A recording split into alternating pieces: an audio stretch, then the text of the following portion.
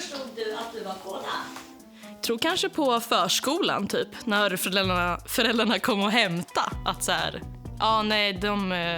de pratar inte som alla andra föräldrar, utan det är liksom, de använder teckenspråket. Jag tror alltid jag har förstått det, för att jag har haft hörande familjemedlemmar och min mormor, alltså mina morföräldrar har ju alltid varit hörande. När förstod du att ditt barn var hörande? Jag tror att det var redan när hon föddes. Vi märkte direkt att hon var hörande. Ja, egentligen upptäckte vi det under graviditeten. När vi lagade mat eller dammsög så rörde hon sig extra mycket i mammas mage och då förstod vi direkt att hon är hörande. I början när hon precis hade fött så var vi lite tveksamma om hon var hörande eller hörselskadad, för hon reagerade inte på ljud. Och sen när tiden gick så märkte vi ändå att hon var hörande, och jag känner mig trygg med det, för hon kommer ändå få 2 språk. Vilka fördelar finns det med att kåda? Massa fördelar. Massor. Ja, du kan göra jättehög musik. Alltså föräldrarna kommer inte höra. Man skapar broar mellan döva och hörande. De sprider kunskap om döva, teckenspråk och dövkultur. Det är väldigt bra att kunna teckenspråk. Jag har använt det själv i jobbet. Man får 2 språk, svenska och svenskt teckenspråk. När det kommer in döva gäster till min restaurang där jag jobbar. Du kan ta hem folk. Kan ha gjort det någon gång. Sen kan man ju smyga ut också. Det är väl någon situation där man har låtsats vara döv för att liksom få en egen vinning. Liksom att så här, nej, jag har teckenspråk. Jag är döv. Min bästa vän av ren slump är också koda. Så att vi har ju använt teckenspråk rätt så mycket. Typ när vi inte vill riktigt säga framför den andra personen vad man har att säga. Finns det något som kännetecknar kåda? Ja, min dotter, hon är ju kåda. Hon är väldigt ljudkänslig. Det är bara något litet ljud så reagerar hon så, tyst. Jag har hört, jag tror inte det var på min tid men kanske nu lite senare, att det är några föräldrar som tror att kodabarn har ADHD. Och det är då för att de använder väldigt mycket kroppsspråk och mycket ögonkontakt. Har ni hamnat i någon rolig eller sjuk situation på grund av att din förälder är döv? Ja, alltså det var ju en gång jag satt utelåst i 3 timmar i 11 minusgrader. Så det händer väldigt ofta för att jag är väldigt glömsk när det kommer till nycklar. Så alltså jag bankar ju nästan sönder dörren och sparkar och håller på för att hon ska höra eller känna. Och fick ringa min stora syster och be henne åka hem till oss mitt i natten för att låsa upp dörren. Jo, jag minns när Noella var liten. Hon var kanske 4-5 år någonting, och så satt hon på toa. Och så tog toapappret slut. Och hon försökte ropa och hon vet att jag inte hör, men så försökte hon komma på något annat. Så hon började kasta saker ut från toaletten. Hon kastade toapapper och allt vad det nu var. Och så såg jag saker komma flygandes och undrade vad är det som har hänt. Så jag gick dit och så sa Noella toapappret till slut. Och jag bara, förlåt. Ja, men jag har suttit och ropat när jag vet att du är döv och hör inte. Och jag bara, okej, sorry. Och efter det har jag alltid ett extra lager med toapapper på toaletten. Jag vet inte om mina föräldrar vet om det här. Men jag har väl typ tagit hem en kille typ, alltså mitt i natten. Alltså jag var livrädd. Jag minns för ett tag sedan så var det en granne som bodde mitt emot, tror jag, som plingade på dörren. Jag öppnade och då sa grannen att det var väldigt hög musik från vår lägenhet och att vi skulle sänka, och där stod Vilma och skrattade. Att grannen sa till var pinsamt, jag visste ju inte det. Var tror du att ditt barn känner sig mest hemma? Bland döva eller hörande?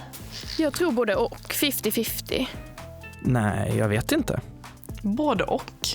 Jag skulle säga mest den döva världen. Det har diskuterats på kodamöten att de känner sig lite mittemellan den hörande och den döva världen. Det är väldigt naturligt för mig att vara bland hörande, för att jag jobbar i en hörande miljö, jag går i skola i en hörande miljö och majoriteten av mina vänner är hörande. Men man känner sig typ bekväm på ett annat sätt med döva. Men jag trivs ju även självklart med alla mina hörande kompisar också. Men det blir ju liksom speciellt när man träffar folk som är uppväxta med döva föräldrar eller andra döva, så förstår de ju liksom alla vardagsproblem. Man behöver liksom inte förklara det som redan är självklart, för att de vet redan. Kan dina föräldrar köra bil? Ja, men hur pratar ni i telefon? Så hur pratar ni med varandra hemma? Även om jag själv inte är döv så kan jag fortfarande relatera till den döva personen. Alltså nu kommer inte jag någonsin uppleva samma problem och typ minoritetsstress som döva. Jag menar, man känner sig connected typ på något sätt. Har ditt barn någonsin utrett att du är döv för att hålla något hemligt? Säkert, alla barn gör väl det. Man har väl gjort något dumt som man inte vill berätta till föräldrarna, något som man vill ta med sig till graven. Jag minns väldigt tydligt när jag gick på mellanstadiet, så var det en lärare som var rätt ny, eller han var vikarie. Jag vet inte vad jag hade gjort, men uppenbarligen någonting, för han blev väldigt upprörd. Han var så här, jag ska ge dig hemringning. Och jag bara, försök. Alltså jag var verkligen så bitchig och var så här, ja men alltså ring mina föräldrar, gör det. Det tror jag absolut hon har gjort. Japp. Alltså det är klart att jag har utnyttjat att mina föräldrar är döva. Nej, men typ om jag kanske var yngre och minderårig, inte hade åldern inne och kanske hade lite alkohol på rummet. Då hörde man ju väldigt klart och tydligt när någon gick upp i trappan. Så då kan jag få så, göm det. Och hon kommer aldrig någonsin veta att jag har gömt någonting. Man kan se på hennes ansikte. Hon fnissar lite och om jag frågar henne vad det är så säger hon bara nej, det är ingenting, nej. Hur är det att bråka med varandra? Alltså det finns inget värre tror jag än att bråka med en döv människa. Oj, vilken svår fråga. Ibland har vi haft ganska stora konflikter och har bråkat ganska mycket. Ja, alltså det ser nog väldigt kaotiskt ut från en hörandes perspektiv. För att alltså, man får inte ut sin rätta ilska, man får inte ut sina ord på samma sätt. Alltså, det är så här, för mig i alla fall som är hörande och är van på att argumentera eller bråka på ett visst sätt, så är det helt annorlunda på teckenspråk. Jag blir frustrerad bara av tanken av att bråka på teckenspråk. Nej, men alltså man ser verkligen med hela kroppen, liksom, alltså ansiktsmimiken att du är arg. Och sen så blir det ju ändå en ton ändå. Att så här, man hör om mamma och pappa är arg, att det ändå blir liksom Ibland är ju problemet med teckenspråk att om man börjar bråka så kan ju den andra blunda. Teckenspråk kräver ju ögonkontakt. Hon vill man blunda för att vänta, sen tittar hon och sen gör hon samma sak igen. Alltså om man vill vara riktigt dryg så blundar man. Men jag tycker inte att det är jätteschysst att göra det. Ja, det har väl gjort någon gång och bara så här, Det brukar ju oftast vara att jag blir så arg och till slut blir jag inte ens arg på vad det nu än jag var arg på, utan jag blir arg på situationen och jag blir frustrerad över att men fan, alltså jag kan inte uttrycka mig som jag vill. Men ofta så slutar det med ett fint resultat och vi båda kan vara lugna och sitta med varandra och hon lyssnar på mig och jag lyssnar på henne. Tycker du att omgivningen har gett ditt barn det stöd den behöver? Ja, det har varit ganska dåligt med det. nej. Ja, det tror jag. Nej. Alltså redan från början så har det inte funnits en förståelse om att det finns döva föräldrar. Hur agerar vi med en person som har båda språken? Hur interagerar vi med dess föräldrar? Alltså, ibland har det väl varit kanske på typ så här att när jag börjat en ny skola och jag är sån, mina föräldrar är döva så jag behöver en tolk till utvecklingssamtalen och de behöver en tolk till föräldramötet. Men jag vet att när jag började gymnasiet och jag var under 18 och fortfarande hade utvecklingssamtal, det gick inte att lösa en tolk. Och jag vet att jag tror inte jag hade utvecklingssamtal mitt första år på gymnasiet om inte jag har helt fel. För det första så har jag inte fått tillräckligt med tolk i vissa situationer. Ibland har jag till exempel inte fått tolk till utvecklingssamtal. Alltså jag vet att jag fick modersmålsundervisning när jag gick i förskolan. Men jag tyckte liksom att den var för lätt. Så att det var verkligen så här, nu ska vi lära oss färger idag. Jag bara, men som att jag inte redan kan de färgerna. Lär mig något nytt, lär mig grammatik. Jag tyckte att modersmålsundervisningen var jättedålig. Och sen när jag kom upp i skolan så kanske jag fick någonting, men man behövde ju också vara minst 5 elever som läste det språket. Och där fastnade vi. Att det var jag och min syster som pratade teckenspråk på hela den skolan. Det var ändå en stor skola på 800 personer. Så att, nej, det fick vi inte. Men vi fick möjlighet att åka på så här teckenspråksveckor för kodabarn. Och det tyckte jag var jätteroligt. Då fick man träffa andra. Jag skulle gå modersmål när jag gick i grundskolan i teckenspråk för att jag var väldigt dålig på teckenspråk när jag var liten. Jag gillade inte att prata teckenspråk. Jag pratade väldigt mycket och mina tecken var slarviga och jag tror mina föräldrar märkte sen att de förstår ju mina tecken klart och tydligt, men så fort jag träffar kanske min farbror och faster eller andra döva så de förstår inte vad jag säger. Så att då ville ju min mamma att jag skulle börja i modersmål, men den kursen blev inte av för jag tror att det var för få anmälda. Så att det blev ingen modersmål för mig. Många har dålig koll på döva och vad det innebär att vara döv och att det behövs tolk. Och så säger de, ja men ditt barn är hörande, kan inte hon tolka? Och då säger jag att nej, mitt barn ska inte vara tolk. Har du behövt tolka åt din förälder? Ja, jag har behövt tolka åt mina föräldrar flera gånger. Ja, men det har hänt. Men jag vill verkligen undvika det. Jag vill inte att mitt barn ska behöva tolka till mig. Ofta är det lite mer så här informella situationer, typ så här, vill du ha kvittot? Alltså så här, sådana saker som de kanske inte, alltså som man inte tänker på, som är liksom så här per automatik, man bara nej. Har ju hänt någon gång att i matbutiken de blippade kortet och sen så gick de iväg, men att de inte fattade att köpet hade inte gått igenom. Så att kassörskan hade varit så här, hallå, men de hade ju bara, de menar kvittot liksom, och skitit i det och gått därifrån. Vi bestämde redan från början att vi skulle undvika att använda barnen som tolk, men det har såklart blivit några enklare uppdrag, som till exempel om det kommer en dörr- eller telefonförsäljare eller någon som knackar på dörren, då kan jag fråga henne vad de sa. Men ett läkarbesök eller annat viktigt, då tar vi alltid dit en riktig tolk. Om barnen vill tolka så kan de göra det, men vi försöker undvika det.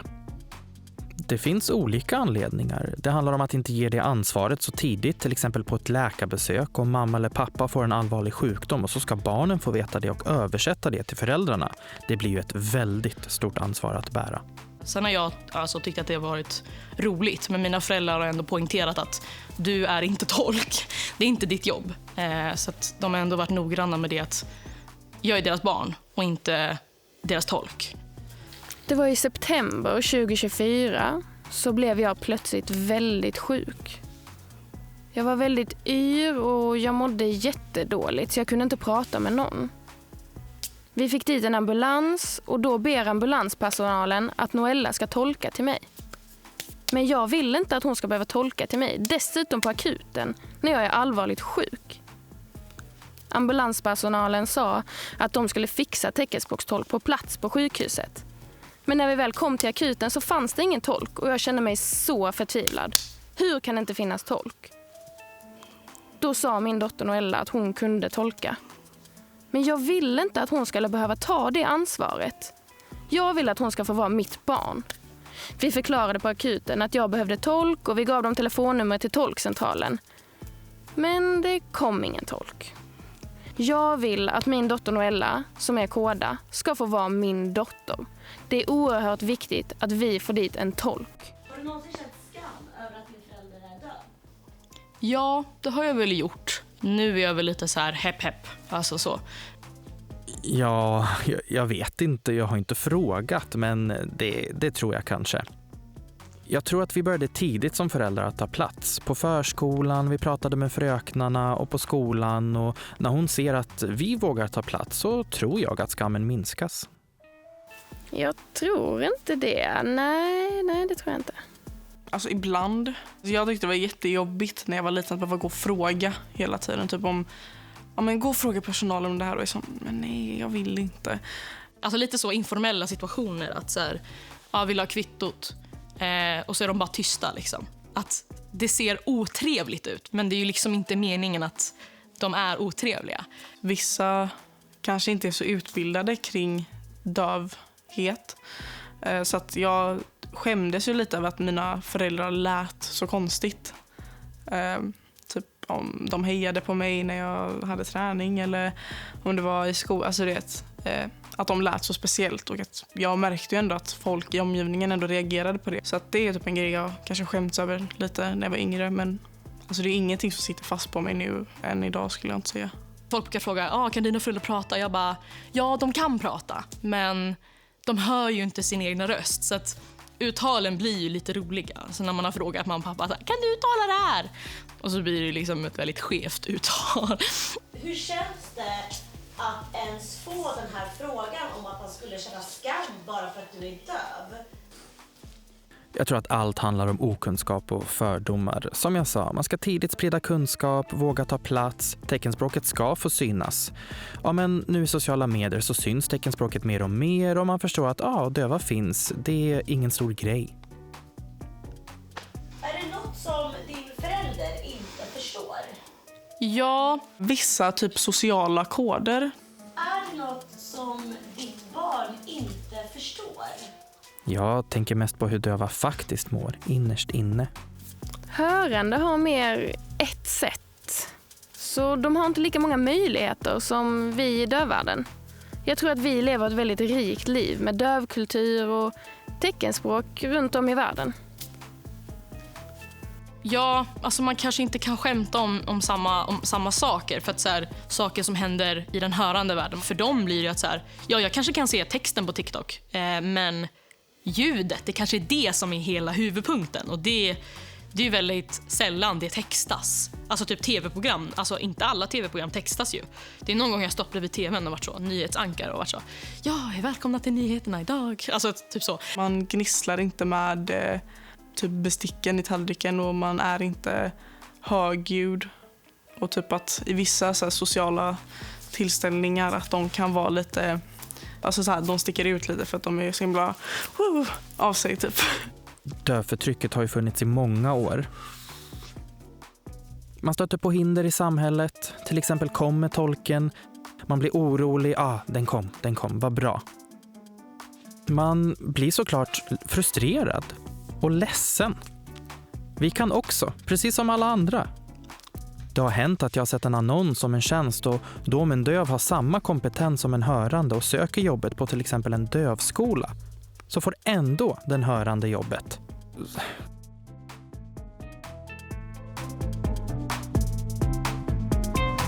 Har du sagt några jobbiga saker om mig? Ja, men de har frågat mig några frågor.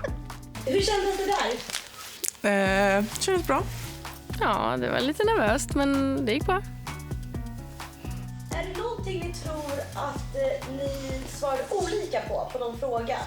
Typ när det kommer till uppväxten kanske vi tänker olika. Vi har ju haft det olika. Du i dövvärlden och jag har ändå haft 2 världar på ett sätt. Så jag är ju van vid hörande också. Precis, jag lever ju bara i dövvärlden. Jag har precis. inte koll på den hörande. Ibland berättar ju du saker och då är jag så här, okej, det är så det funkar. Tror ni att ni svarade lika på frågorna och sådär? Nej. Jag tror inte vi svarar lika. Vi tänker olika. Ja, vi tänker olika och vi har olika åsikter, tror jag. Ja, vi tänker olika. Precis. Men jag funderade på en sak om hur du upplever dövvärlden. Du som själv är koda. Hur är det att vara med i dövvärlden? Det funderar jag på. Jo, jag känner ju att jag är i 2 olika världar. En del i den döva världen och en del i den hörande världen. Och jag tycker att det känns bra i båda. Men du som är koda och uppväxt med teckenspråk och dövfamilj och släkt, eller hörande släkt också, det spelar ingen roll. Men sen så har du kompisar i den hörande världen, skolkamrater, arbetskamrater och sen så har du dina döva kompisar i dövvärlden. Vad tycker du att det är jobbigast eller svårast? Jag tycker att det är samma. Samma? Ja, okej. Men de är ju så olika. På ena stället är det teckenspråk och på andra är det inte det. Ja, det är kommunikationen med mina döva kompisar. Typ hur jag uttrycker mig och att uttrycka sig på rätt sätt.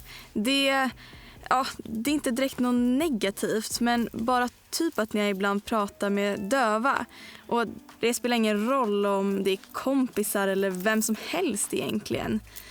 Men så har jag lite svårare att kommunicera på rätt sätt. För jag är så van att prata med mina hörande kompisar. Vad svarade ni på frågan om har ditt barn någonsin utnyttjat att du är döv och hållit något hemligt? Du har säkert utnyttjat mig. Massor. Massor! Ja, jag vet inte. Jag trodde du hade högre tankar om din dotter. Ja. Ja, det var en gång mitt i natten jag tog hem en kille. Jaså?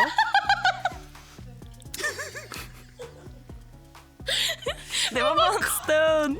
Jag var så rädd. Ja, såklart. Alla ska göra något roligt här i livet någon gång. Vilma, vill du berätta om det här till exempel med hemringningen och vikarie?